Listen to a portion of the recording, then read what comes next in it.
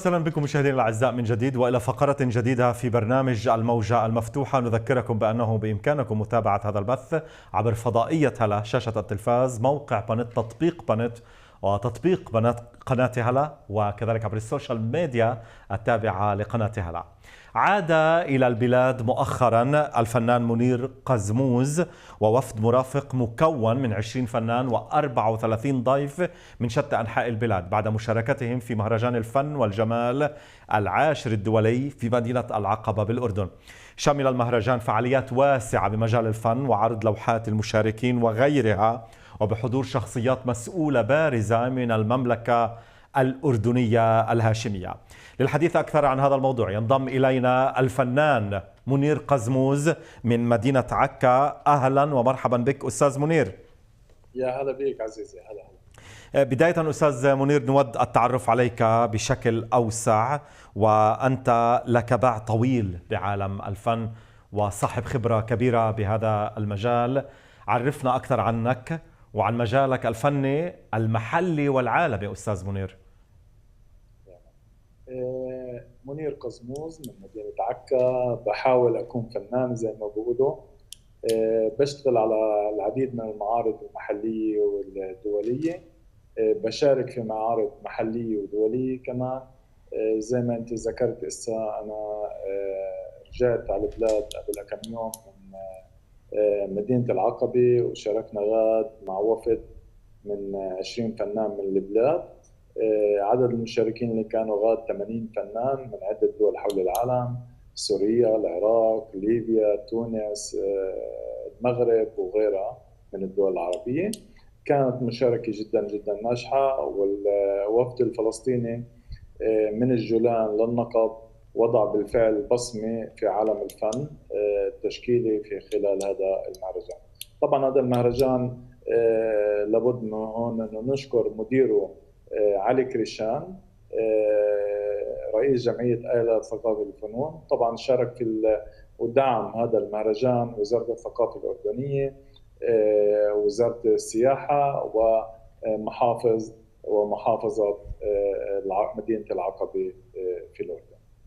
أستاذ منير، يعني أشير بالذكر كذلك أنت صاحب فكرة معرض دولي إلكتروني للفن التشكيلي لعام 2025، وتبدأ بالعمل قريبا على المعرض الجديد لعام 2026، وكذلك عضو باللجنة الفنية في رابطة الفنانين التشكيليين العرب إبداع، ورئيس الوفد الذي انطلق عمليا لملتقى الفن والجمال العاشر في العقبة الأردنية. سؤال آخر، يعني ترافق فنانين بمعارض محلية ودولية، حدثنا عن هذا النشاط وعن نشاطاتك الأخرى، تفضل. نعم، صرت مشارك بعدة مهرجانات دولية عالمية في المغرب، في الأردن، في مصر. شهر 4 كنا بدبي كمان. ودائما كان معي وفود اللي شاركت في هاي المهرجانات.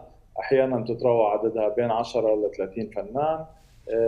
اللي بنوصل لهاي المهرجانات وبنتقابل وبنتعلم من الفنانين المشاركين معنا في هاي المهرجانات من عدة دول حول العالم، تقنيات ورسم بأساليب مختلفة اللي بيستفيد منها كل فنان مشارك بهاي المهرجانات. يعني عدت مع كادر ضخم من الفنانين إلى البلاد بعد وصولكم يعني عمليا لمهرجان فني بالعقبة. حدثني أكثر عن هذا المهرجان أستاذ منير. نعم، المهرجان في العقبة دام 6 أيام. خلال هذا المهرجان الفنانين تعرفوا على بعض، تقربوا لبعض ورسموا مع بعض، هاي شغلة مهمة هون. وتعلموا من بعض تقنيات الرسم المختلفة. ساعدوا بعض خلال الرسم. كان في اقتراحات لحول اللوحات، مفضل هيك أو مفضل هيك. وهي الطريقة تعتبر يعني جدا مفيدة للفنان حتى يطور مهاراته وفنه في خلال الرسم. طبعا احنا عم نحكي على فنان من العراق او فنان من سوريا او فنان من ليبيا اللي بيجي بيطلع على لوحة الفنان الفلسطيني وعنده اقتراحات معينة للوحة. نفس الشيء الفنانين الفلسطينيين تجول على اللوحات اللي عم برسمها بقية الفنانين، وهيك احنا تبادلنا الخبرات والتقنيات مع بعض.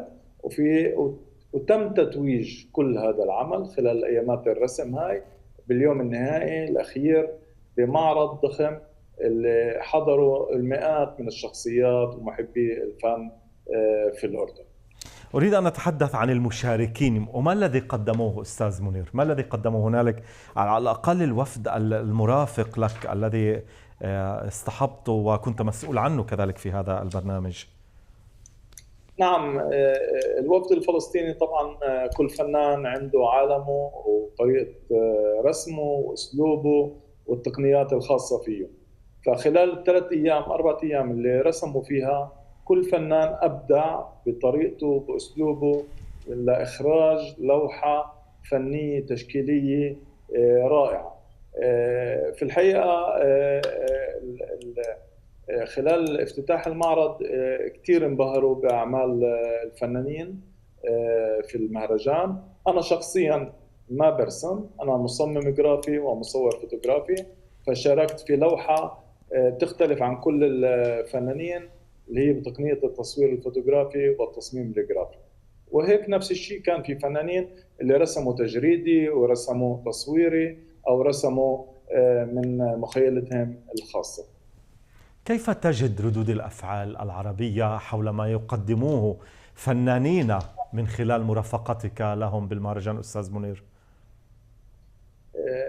نعم لابد ما نذكر انه طبعا احنا الزائر للمعرض بيعرف صاحب اللوحة من بعد ما يتفرج على اللوحة. فالزائر والمتلقي خلال المعرض ما بيعرف مين صاحب اللوحة، لاحقا بتعرف عليه من خلال تجواله في المعرض. طبعا بعض الزائرين فعلا انبهروا من اعمال بعض الفنانين الفلسطينيين اللي كانت موجوده غاد، اللي كانت بقمه الروعه وعلى مستوى جدا جدا عالي. طبعا في بعض الفنانين اللي كانوا معنا طبعا هن ما مستوى جدا عالي انما متوسط، ولكن بالرغم من هيك نجحوا يخرجوا لوحه رائعه ويضيفوا للمهرجان هذا لون خاص فيه. السؤال الآخر، يعني ما الهدف من مشاركة الوفد المرافق في مهرجان العقبة الدولي للفن التشكيلي؟ عمليا هنالك رسائل حملتموها، صحيح؟ نعم، لابد ما كل فنان زي ما قلت في عنده أسلوبه وعنده طريقة خاصة فيه في الرسم، وعنده أفكاره الخاصة اللي هي عبر من خلالها باللوحة اللي رسمها، وقلط فكرة معينة من خلال اللوحة اللي أبدعها خلال هاي الأيامات. طبعا المتلقي من حقه يعجبه، من حقه ما يعجبه، من حقه يعارض الأفكار اللي كانت في اللوحات طبعا، ولكن اللوحات كانت جدا على مستوى عالي وجدا رائع. أريد أن أتحدث عن الفعاليات، النشاطات التي تضمنها مهرجان الفن والجمال العاشر في العقبة. حدثنا عن المسار المهرجان هناك. طبعا بالإضافة للرسم كان زاوية خاصة كبيرة لقضية التعارف بين الفنانين، لأنه لقاء حضاري ثقافي فني على مستوى عالي. فكل فنان تعرف على أصدقاء جدد خلال هذا المهرجان، وتعلم تقنيات وأساليب حديثة في عالم الرسم، اللي كل فنان استفاد من خلال هذا اللقاء والرسم الحر في الهواء الطلق زي ما بيقولوا، مع مجموعة كبيرة من الفنانين من عدة دول، والتقنيات متنوعة والأساليب متنوعة والأفكار مختلفة جدا. الآن أريد أن أتحدث عنك منير، الفنان منير، فأنت صاحب باع طويل بعالم الفن. حدثني أكثر عن ما تقدمه من لوحات، صور، علما أن كثير منها عرضت بدول من العالم. نعم، زي ما قلت لك أنا مصور فوتوغرافي ومصمم جرافي.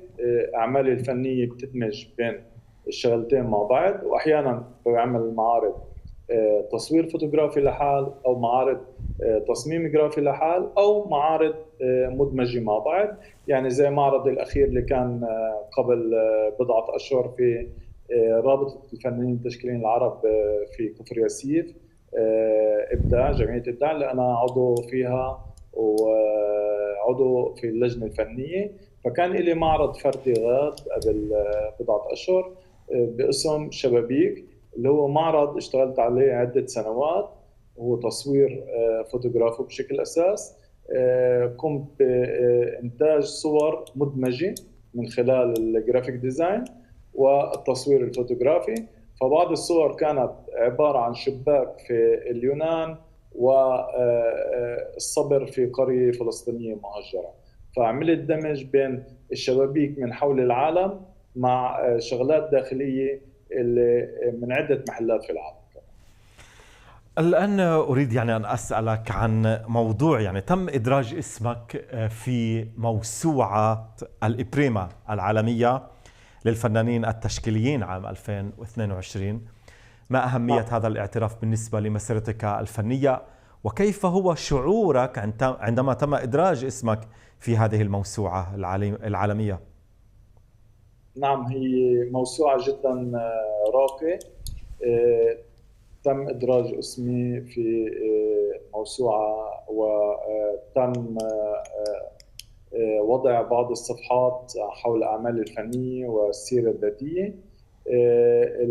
الكتاب هذا أو الموسوعة هاي توزعت في العالم العربي، واليوم موجودة في معظم مكتبات العالم العربي من بغداد للقاهرة وغيرها.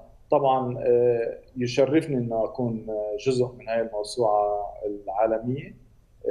طبعا بتضم فنانين كبار جدا جدا حول العالم.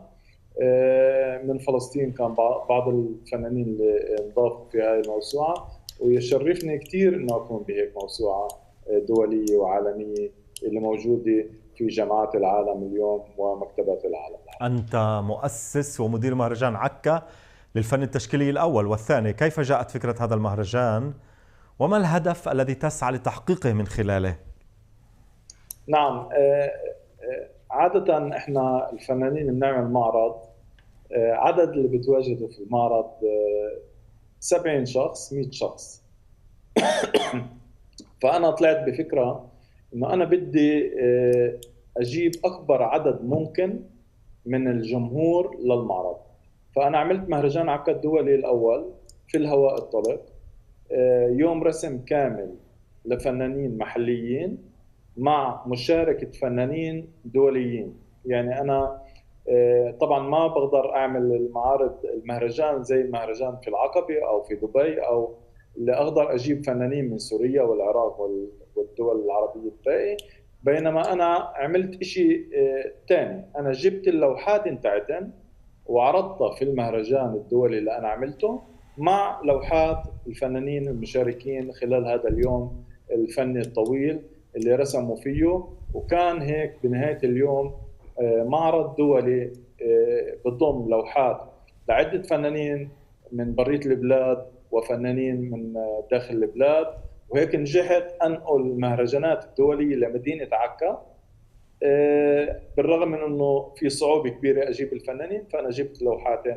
وهيك عملت المهرجان الأول. المهرجان الثاني اللي شارك فيه أكثر من 111 فنان من البلاد ومن خارج البلاد. طبعا حاليا بشهر 5 السنة القادمة راح يكون المهرجان عكا الدولي إن شاء الله الرابع، ونتأمل يكون ناجح زي ما بقولوا.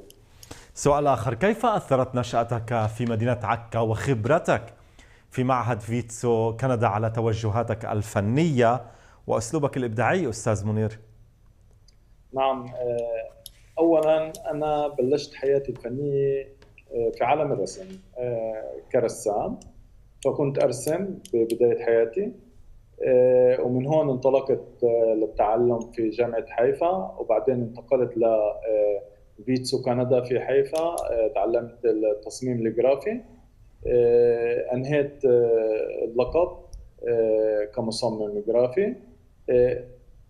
خلال هاي مرحلة التعليم أنا طورت كتير أفكار وشغلات في عالم الفن اللي انتقلت من الرسم للتصوير الفوتوغرافي والجرافيك اللي أثر علي من خلال تعليمي في بيتسو كندا.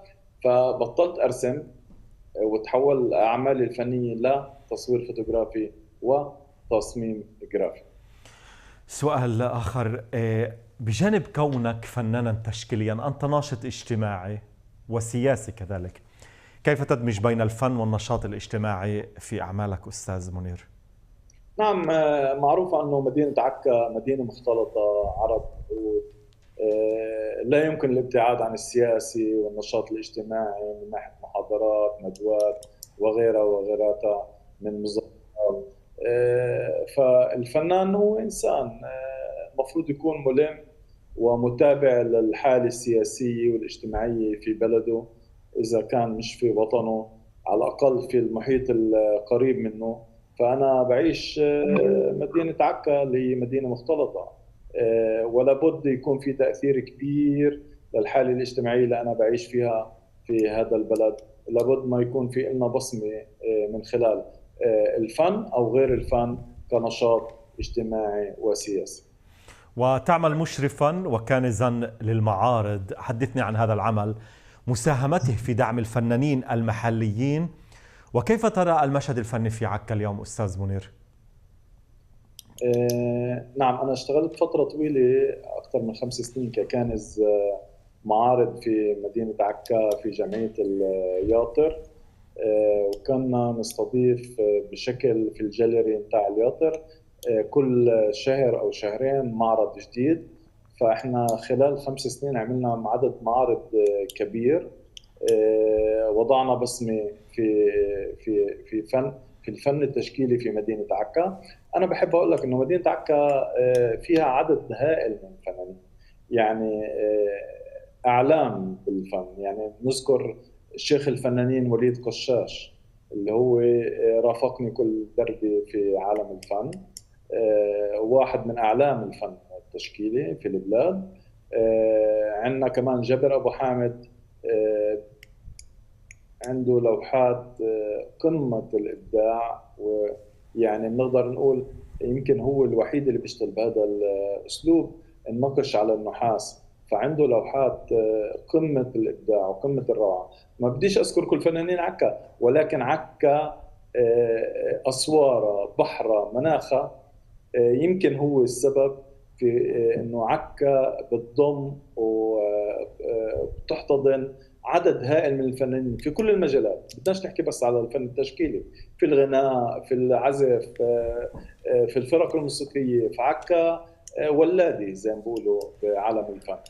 والآن نريد أن نتوجه من عكا إلى المجتمع العربي، كيف ترى الأسلوب الفني بالمجتمع العربي يعني والفنانين، وكيف هو الإقبال على تصدير الفن ومجال الفن أستاذ منير؟ نعم، للأسف ما في تقييم زي ما لازم للفنانين التشكيليين، وما في تقييم للوحات الموجودة عند الفنانين في البلاد. ينقصنا زي ما بيقولوا الدعم المعنوي، الدعم المالي. ما حدا بيشتري لوحات للأسف. يعني الكل بيجي على المعرض، كتير حلو، عجبنا شغلك كتير حلو، بس ولكن ما حدا بيشتري لوحات، ما حدا بدعم الفنانين للأسف. لولا وجود بعض الجمعيات اللي بتحتضن أعداد كبيرة من الفنانين لكان كل الفنانين مشتتين اليوم في البلاد. رسالتك بالختام أستاذ منير، تفضل. أنا بآمن إنه الفنان مش لازم ييأس، ويحاول يضع بصمة دايما في عالم الفن، وكل فنان عنده أسلوبه، وما ييأس بالمرة، ويحاول يطلع من القوقعة اللي هي اسمها الفن التشكيلي العربي الداخل في فلسطين الداخل. يطلع لبرا ويطور حاله ويتعرف على فنانين ويشارك معارض دولية حتى يتعلم من غيره ويعلم غيره ويستفيد ويستفاد منه. الفنان والمصور منير قزموز، كنت معنا من عكا، شكرا جزيلا لك. شكرا لك.